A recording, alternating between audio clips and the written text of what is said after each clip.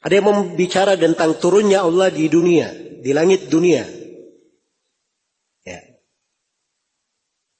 Katanya turunnya Allah di langit dunia yang pertama, yang turun bukan zat Allah, tapi yang turun itu adalah rahmat Allah, maghfirah Allah, keberkahan Allah. Tapi kalau orang Wahabi, ya, jadi begitu ya. Kalau tidak setuju dengan dia, kasih Wahabi. Ya. Tapi kalau orang Wahabi mengartikan zat Allah yang turun.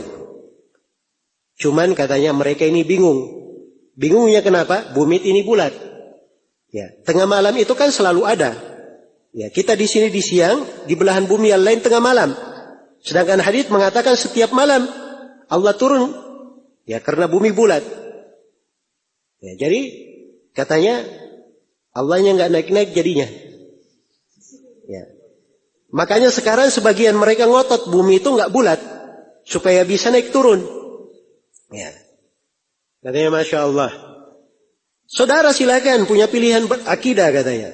Itu urusan mereka. Tapi jangan kau kafirkan saudara-saudaramu yang nggak percaya dengan kelucuan tadi. Masa kita tidak percaya dengan yang lucu dikafirin? Ini kan aneh kalau Allah diserupakan dengan makhluk sementara kita punya prinsip laisa kamitslihi syai'un wa lam yakul lahu kufuwan ahad. Itu akidah ahli sunnah. Kami nggak akan bakal pernah menyerupakan Allah dengan makhluk atau menjasmanikan Allah dalam bentuk dan rupa. Ya. Ini kan tuduhan-tuduhan semuanya. Tuduhan. Ya. Ini dasarnya di dalam banyak pembahasan. Tapi bahasa mengafirkan. Ya. Dari dahulu itu ahli sunnah itu berselisih dengan Asy'ariyah. Berselisih dengan Maturidiyah. Ya. Syekh Ibn Utsaimin rahimahullah berkata, saya tidak mengenal seorang pun dari ulama ada yang mengafirkan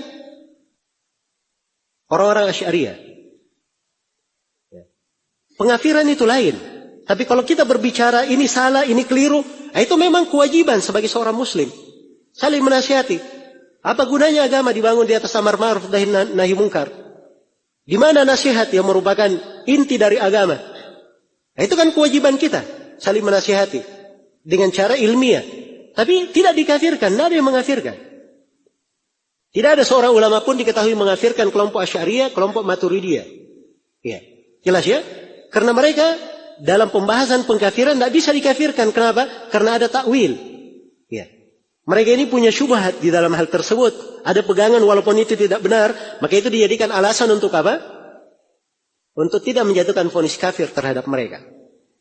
Jelas ya? Jadi jangan sembarangan di dalam hal ini. Ini saya nggak bahas tentang masalah benarnya ucapan dia, apa yang dia katakan. Ya, tapi ini adalah hal yang aneh. Ahli sunnah itu tidak pernah bingung dalam keyakinannya.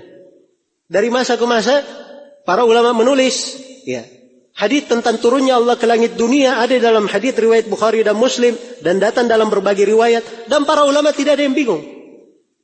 Ya. Keyakinan mereka sama. Ya. Yang bingung itu adalah orang yang berbicara. Jadi kalau mengatakan ahli sunnah itu kebingungan dalam hal ini keliru. Ya. Bagaimana caranya? Misalnya katanya Allah turun di langit dunia. Sekarang malam di sini di Indonesia. Tapi di tempat lain siang. Ya. Di tempat lain apa? Siang. Ini kan dia sudah mulai masuk di dalam masalah apa? Di dalam membenturkan akalnya dengan apa? Dengan hadis Rasulullah sallallahu alaihi wasallam. Ahli sunnah dalam hal ini mengimani Allah yang lebih tahu akan dirinya.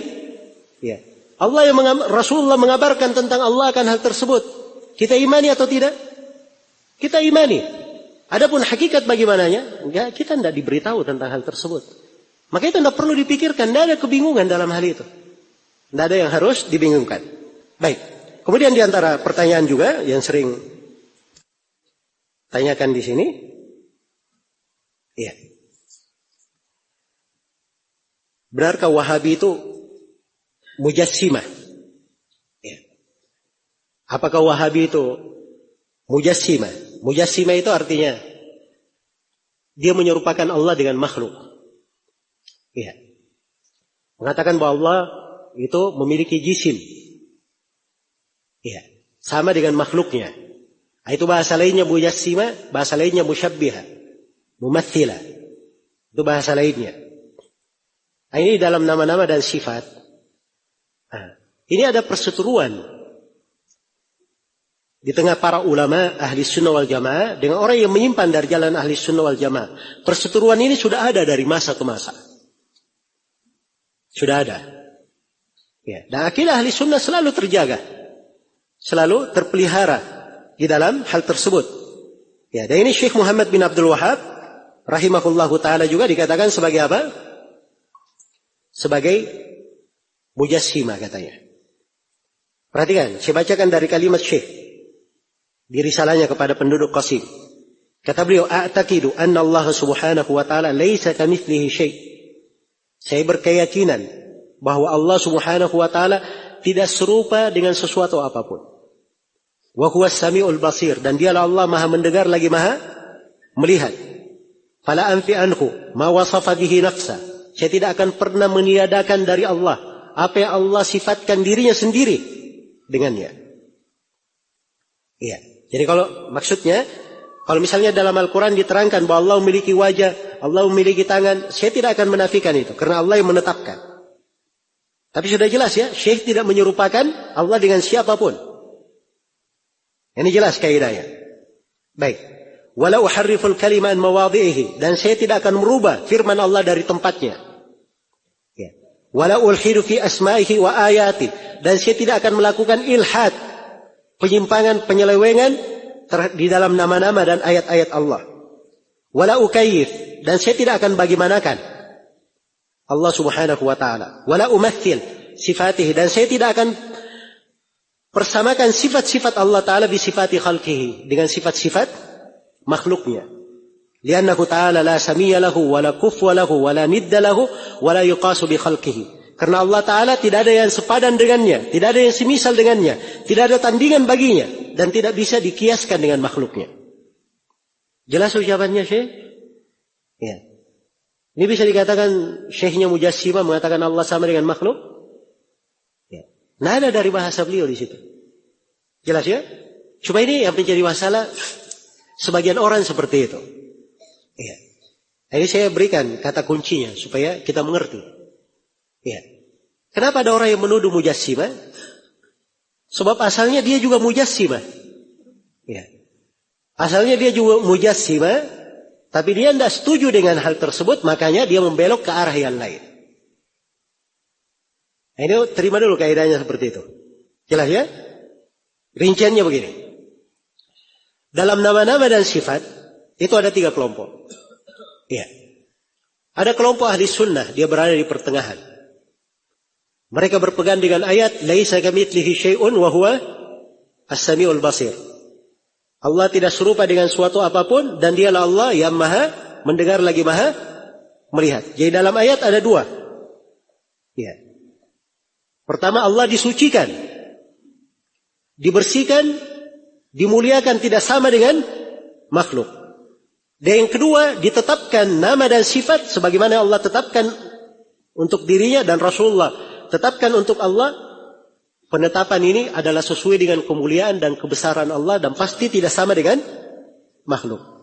Selesai ahli sunnah? Iya. Menyimpang dari prinsip ahli sunnah ini 2 kelompok. Kelompok yang pertama namanya kelompok Mu'attilah. Dan kelompok yang kedua namanya kelompok Musyabbihah. Iya. Musyabbihah ini banyak namanya. Bisa disebut Musyabbihah, Mumathilah, Mujassimah. Jelas ya?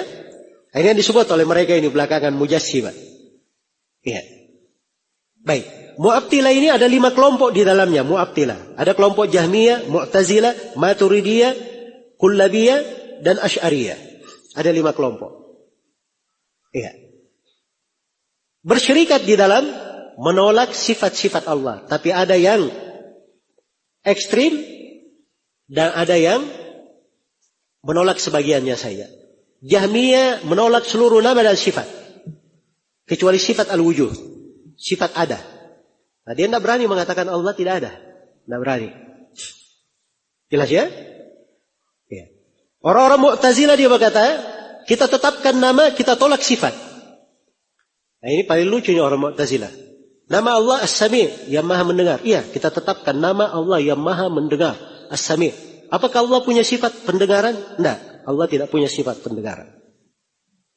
Bagaimana masuk akal dikatakan yang maha mendengar tidak ada pendengarannya? Ya. Ini paling lucu, Mu'tazilah. Jelas ya? Kelompok yang ketiga dan keempat, kelima ini mereka tetapkan nama, tetapkan sifat. Ya, hanya saja di dalam penetapan sifat di sini mereka berbeda. Kalau kullabiyah dia tetapkan dari sifat dzatiyah Allah Subhanahu wa taala. Adapun sifat yang bersifat ikhtiariyah yang dilakukan oleh Allah sesuai dengan kehendaknya ini ditolak oleh mereka, ditakwilkan oleh orang-orang kullabiyah. Ya. Kalau orang-orang Maturidiyah dan Asy'ariyah, mereka untuk semua sifat mereka hanya menetapkan, kalau orang Asy'ariyah dia tetapkan 7 sifat. Kalau Maturidiyah dia tetapkan 8 sifat saja. Tapi mereka tetapkan nama-nama. Mereka tetapkan apa? Nama-nama. Jelas ya? Ini kelompok Al-Mu'attilah. Kalau Musyabbihah, ini Musyabbihah Mujassimah yang mengatakan Allah punya tangan, tangannya sama dengan tangan kita. Allah punya wajah, wajahnya sama dengan wajah makhluk. Ini Mujassimah namanya. Sekarang ahli sunnah dituduh Mujassimah. Dari ucapan Syekh tadi, cocok Syekh dikatakan Mujassimah? Jauh sama sekali. Nah sekarang tadi saya katakan, setiap orang yang Mu'attilah ini, orang Asy'ariyah itu juga Mujassimah. Dan sebaliknya, setiap Mujassimah Mu'attilah juga. Sama. Ya. Saya terangkan satu sudut saya. Orang Mu'attilah, kenapa dia Mujassimah juga? Ya. Sekarang ketika, misalnya, Allah Subhanahu wa taala di Nabi sallallahu alaihi wasallam menerangkan bahwa yanzilu rabbuna ila sama'id dunya fi thuluthil lailil akhir. Sungguhnya Rabb kami turun di sepertiga malam terakhir. Kalau kaidahnya ahli sunnah turun, Allah tetapkan sifat turun untuk dirinya. Kita tetapkan sebagaimana yang ditetapkan oleh nabinya. Tidak ada yang lebih tahu tentang Allah melebihi siapa? Nabi Muhammad sallallahu alaihi wasallam. Ya. Turun itu apa? Bahasa Arab jelas makna turun. Jelas ya? Bahasa Arab jelas makna turun. Hakikatnya bagaimana? Tidak ada ahli sunnah yang bertanya tentang kaifiyat. Ya, sebab ini dari perkara gaib. Itu tidak boleh ditanyakan. Tetapi yang pasti Allah itu turun sesuai dengan kemuliaan dan kebesarannya tidak sama dengan makhluk. Itu keyakinan ahli sunnah. Ya. Ini datang orang-orang Mu'attilah. Wah ini tidak boleh dikatakan Allah turun. Sebab yang dia pikir, ya seperti misalnya seseorang itu turun dari kursi ke bawah, dari rumah dia turun ke bawah. Nah ini dia sudah pikir. Berarti asalnya dia sudah musyabbihah, mujassimah. Cara berfikirnya sudah seperti itu. Karena dia berfikir seperti itu, maka dia perlu untuk mentakwil. Kalau begitu, turun ini jangan kita artikan turunnya Allah dengan zatnya. Tapi kita artikan turun rahmatnya, turun keberkahannya. Ya. Kenapa diarahkan ke situ? Sebab dia sendiri sudah mujassimah dari awalnya. Dia itu pikirannya kalau kita bilang seperti itu, maka Allah turun benaran. Itu yang dia pikir. Seperti dia turun, makhluk turun. Itu yang dia pikir. Ya. Tapi kalau ahli sunnah dikatakan bahwa Allah turun dengan hakikatnya. Bagaimana turunnya? Itu perkara gaib. Kita tidak tahu.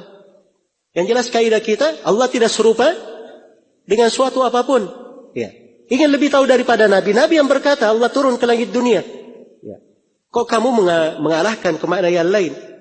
Jelas ya? Nah, ini cara ahli sunnah di dalam memahami dari sifat-sifat. Dan ini dari pembahasan akidah dibahas oleh para ulama rahimahumullahu taala secara mendalam.